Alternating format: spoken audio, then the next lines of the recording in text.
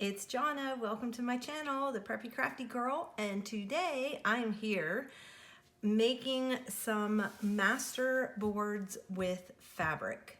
So I've kind of seen the trend of making master boards with paper, and I've made several of those for myself. However, I made a bunch of these long strips of my scraps so that I could use them in my recipe journals for belly bands. And what ended up happening was I had this canvas already cut to this length, so I thought, oh well, I'm just gonna try doing this. So I started putting these on, and then I just stitched in rows along the edge. Now I know a lot of people do this. So they call them snippet rolls. Some snippet rolls, I guess, had like hand stitching and things like that also. So I made several of these. Well, I only had that one canvas strip. So a few months back, I bought, oh gosh, maybe 6 yards of this outdoor canvas fabric from the bins, and it was really dirt cheap. And I thought, what am I gonna do with all this canvas? I could make journals, but for the summer, I thought, yeah, that would be kind of cool. And then I thought, well, I'm gonna try using them for my belly bands. And so because my fabric was vintage and kind of thin, and a lot of it is white backgrounds and things like that, I could see this behind it. But then I thought, well, what does it matter if I flip it over and I have this if I'm making belly bands out of it? So I thought this was a great way to use up, if you end up scoring at a really cheap price a bunch of outdoor fabric. It's great for making these, you know, collaged fabric strips. So I made these 3, and using that, and it's working out great. It's a nice heavy weighted, but not too heavy for your journals, but it's nice and sturdy, and it was a great way of repurposing. Well, this took me a long time, and I was sitting there doing these long strips and fitting everything on, going this way, and I thought, you know what, there's gotta be a better way of making these. So I got out that same fabric, and all my pile of scraps that I know everybody has. And let me take these off really quick. And I started making large master boards from the fabric, and then I started to just stitch them on. So I started out, which I will go into more detail about how I did this, and I started one here and got it to the almost finished phase so that I can show you how I did it. So I'm gonna pull that, and then I'm gonna talk about different stitching ideas that I ended up doing. And I'll show you what you can make from it. These are just a few of my suggestions and things that I've done. Here's a belly band. I made some labels, and I had some leftover canvas, so I'm gonna stamp on these then with some VersaFine or some kind of permanent ink, India ink or something like that, or stays on. And then I made another strip in case I wanted to make a journal tie or something like that. And then I made some tags. So I have these 3 tags. And of course it has this on the background, which I don't mind. It kind of actually goes because it has a lot of green and turquoise and gray. However, if you wanted to, you could paint over this because it's canvas. So, you know, you could paint over the back if you wanted that, or you could also back this in another fabric. But I didn't mind this fabric, so I just kept it. And again, this was just an experiment for me. And then I have this, and then I made a journal cover, and I've already added on my lining. So I just have to put on, or the batting, I'm sorry, I just have to put on a lining for this. And so I got that. So all of these came out of one of my master boards. And literally I just sat watching a movie and sat and made this. Let me see, do I have anything else? So I made one, yeah, I got those. So that just, all that came out of the one Masterboard. And what I did was I figured out for making a journal, I figured out what size, and then I cut my rectangles out of that. And I want to say it was like 14, no, longer than that. Let me see, these were, I made them, this is like 17 approximately by 16 approximately. So they're somewhere in there. And because I figure if I'm going to sit and do this, I am going to, you know, really do that, really do this. And my squares just varied, and I took my scraps, and I tended to go with the rectangles, so I kind of squared them up into rectangles, and because I felt like that was easier for me to do, but you don't have to do that. You could just, you know, do a mishmash of stuff. And again, it is on this fabric.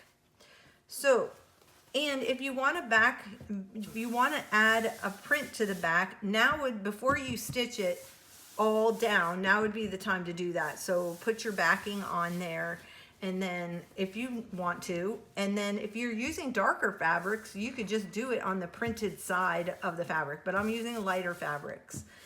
And what I used was any kind of glue stick. So I used Oohoo glue, whatever glue sticks I had. I had a Tombow glue. I had even the washable, this one's made with the washable Elmer's glue sticks. So any kind of glue stick that you have will temporarily hold it in place or permanently hold it in place.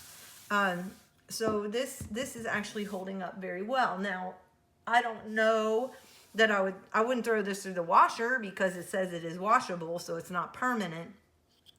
The Tombow glue stick does have a strong bond, but it is, again, washable. So I have not tested washing it without stitching. And I want to test throwing this in the washer because I'm wondering if it will make it a little more, like have the little bits and pieces kind of pull up. You know, it'll shred it a little more, might make it a little more shabby chic.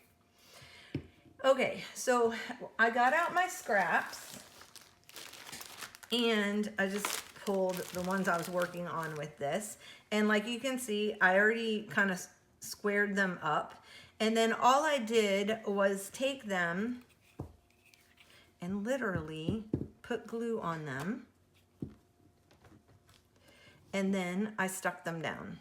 And I did no rhyme or reason. I just kind of spaced out the colors and where things were. So like I wouldn't put this next to this because it was off the same fabric sheet. So now I may go in because I don't see any of this. If I have any of that blue left, I'm not really sure. But this may be a good spot for that one. And I'll put that in. This one I made with all the Tim Holtz fabric scraps that I have. And I just am, again, layering that on. I need a little piece right there. And you're just gonna go and continue until, oops, that's a good spot for that. It's a little piece. And you wanna make sure that you have them little pieces, big pieces, all kinds of different sizes. And you also want to go and lay it, if you're using like rectangles, you want one going this way, one going this way, because you're going to layer them on. And you'll see that I didn't really do anything bigger than a 2-inch rectangle, like a 2-inch by 2.5-inch rectangle, because I want when I cut it, I want all those different. So I layered on small bits, I layered on a big bit, and I just kind of layered them between going small to big. So you do want to take that into consideration when you are working. And let's see, I'm gonna go this way. And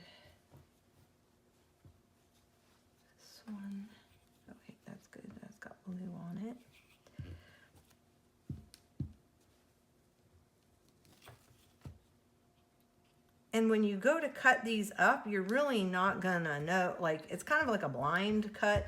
And you want things laying sideways. You want, like, I've got print going sideways. I even used like the edge that had words on it. And I used the color strip on the fabric. You know, that adds really cool texture and print design. Okay, then I need something right there. So I'm gonna go back and use this. It's a good one. It's nice and long. And it doesn't matter even if it's upside down, because when you go to cut it out, you don't really know what you're gonna get.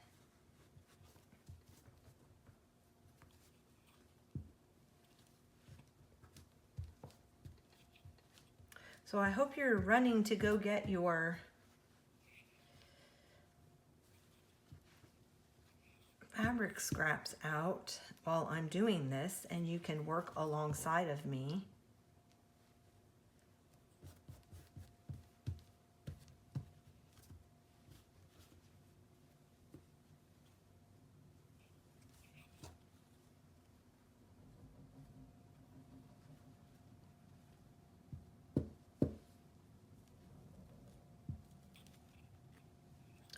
Now I found I do want to take my glue to the edge of the fabric, because I do want it to pretty much stick down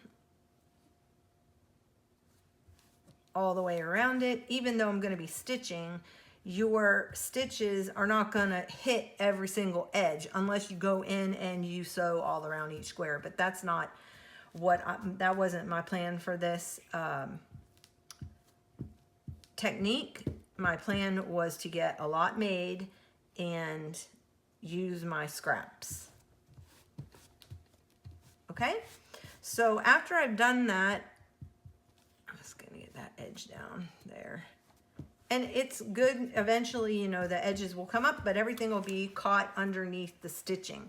So that is how this one turned out. Okay, and that's all there is really to that part. Then the next part I'm going to do is I pulled out, so I got my fabric all laid out. Then I pulled out my scraps of lace. So what I'm gonna do there is this, I wanted the lace to show. So what I did was I just took it, I need a piece of paper to glue on. Hold one second. Okay, so I just randomly took my lace and I would just kind of cut it. If you already have strips, great. If you already have little scraps, I didn't have a whole lot of little scraps left because I've made a bunch of these now. And I'm just going to go around and lay them down around, and you're going to go this way with them, and you're going to go this way with them.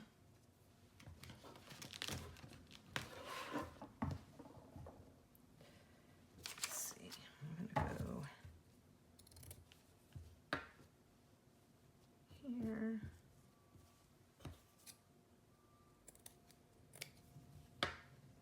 here, and here. If you end up doing this technique, please tag me. I'd love to see what you end up making. I want to see how everybody's fabric masterboard turns out, and then how you actually use them in your art. I think it would be really neat. And just send me a comment below if you like this technique, if you've ever done this technique before. I would like to know that too, and how you use it in your art. And yeah.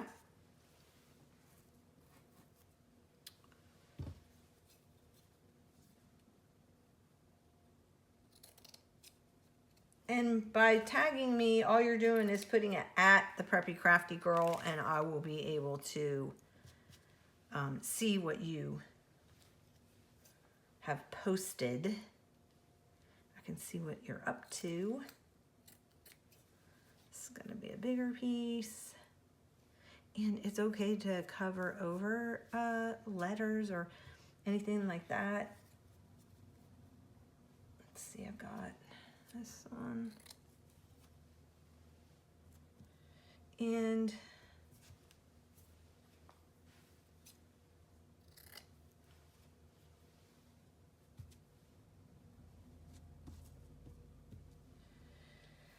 okay.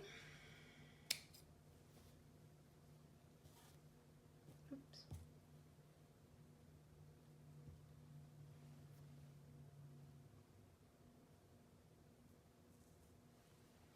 Oh, I think that's pretty good there. Oh wait, here's I got a little, this one's kind of cute and it's yellow. So I may do that there. And I need one down here. I need some over here too.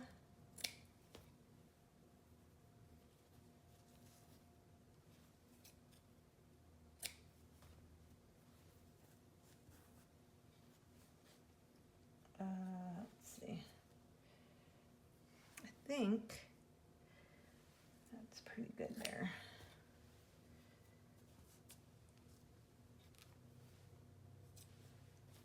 Maybe some up in that corner.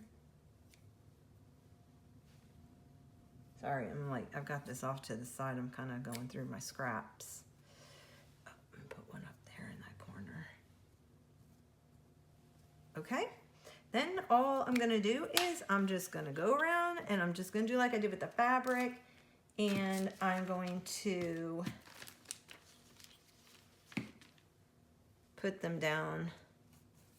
Now it's a little tricky with the lace. I found the lace with the glue doesn't want to, some of them, especially if they're not cotton and they're like a polyester, they do not want to stick down, but it'll hold it down long enough for you to come in and stitch over it.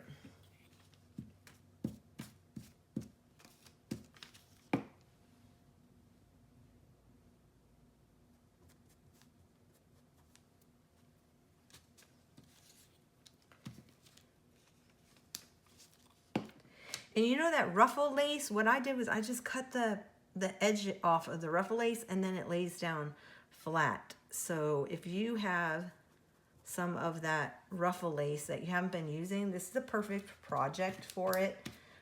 Most of this is that ruffle lace, and I just cut the edge off.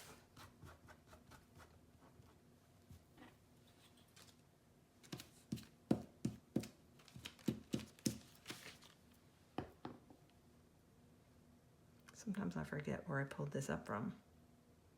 I think I'm just gonna, this one needs a piece right here. Put it up there.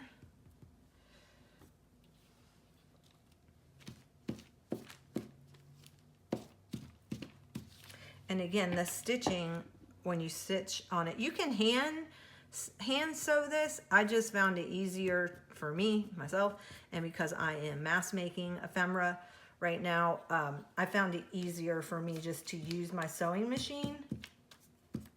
But if you are a slow stitch person, this would be, or artist, this would be perfect for you to do, and then you could make your masterboard and then go in and slow stitch over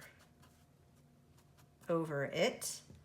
And then you could always, if you want it softer, after you do your stitching, you could run it through the washing machine to get any kind of glue off or adhesive off. Now, I am going to tell you that your fingers get extremely sticky when doing this part because the lace is see-through, you know. So definitely work on a piece of paper when you're gluing, and have some kind of wet damp cloth near you so that you can wipe your fingertips off if you don't like the adhesive all over your hand.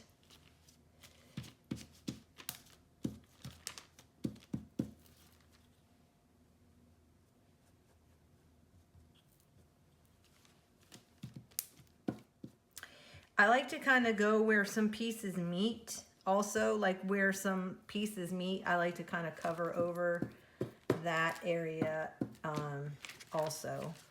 Okay, so you are going to take this and you're going to set it aside, and it is going to have to dry or you will gum up your sewing machine. So I'm going to set that aside and I will show you what I ended up doing next. Now, I had two different things that I did. One was, at first, I thought, okay, I need to really stitch these to hold them all down. So let me flip it over so you can see. I did a stitch going all the way long ways. I just would keep running it every 1/4 inch, 1/2 inch. And then afterward, I decided, well, I think I need to stitch these in better because they may fall off once I cut it. Well, I thought, you know what? I'm going to try and do an experiment, and because this was a lot of work to go every 1/4 inch or 1/2 inch diagonally and up and down. So I thought, you know what? I'm going to see what would happen if, this was my first one, if I didn't do the diagonal and I cut it out and all I did was the stitching all the way across. And I ended up doing that with these and it came out perfectly.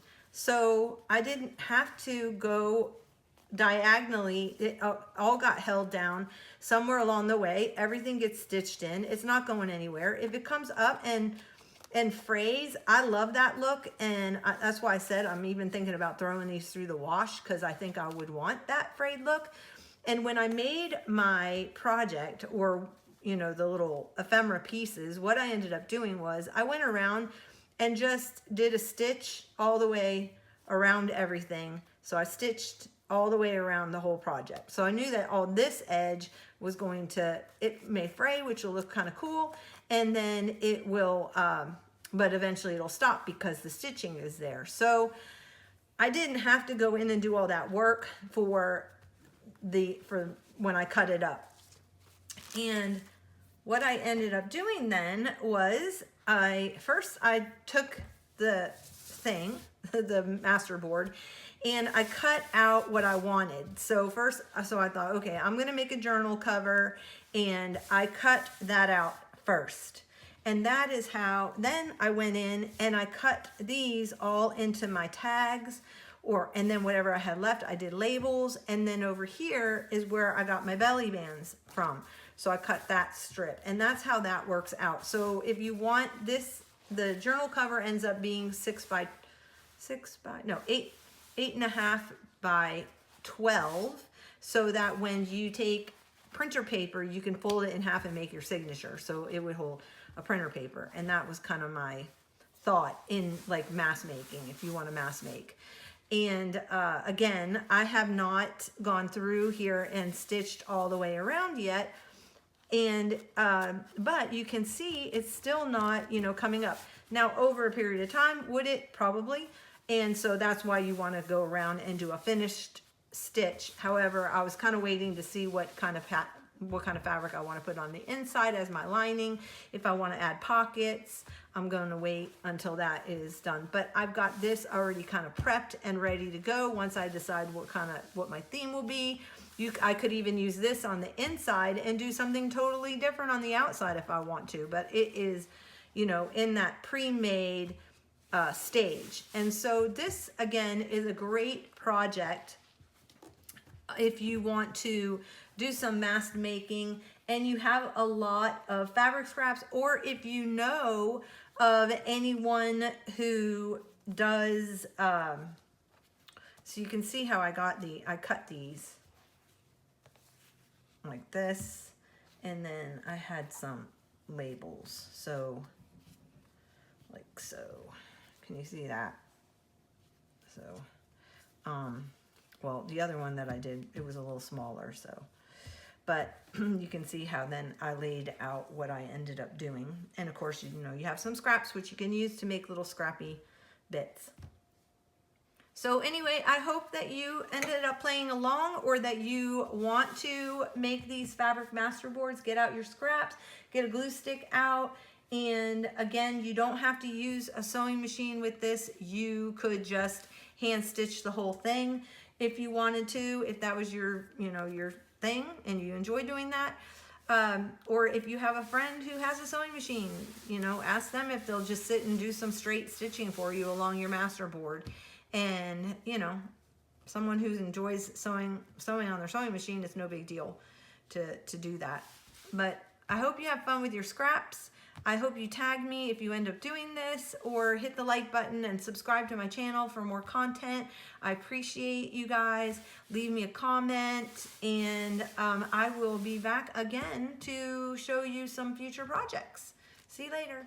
Oh, and if you would like one of my designs, I'm going to put up one of these, probably one like this, because I've got this right here, and probably list this in my shop next week. You will see a set, and I will do whatever I can get out of it. I will get you'll get a cover, you will get some label-y thingies, probably a belly band, and a few tags.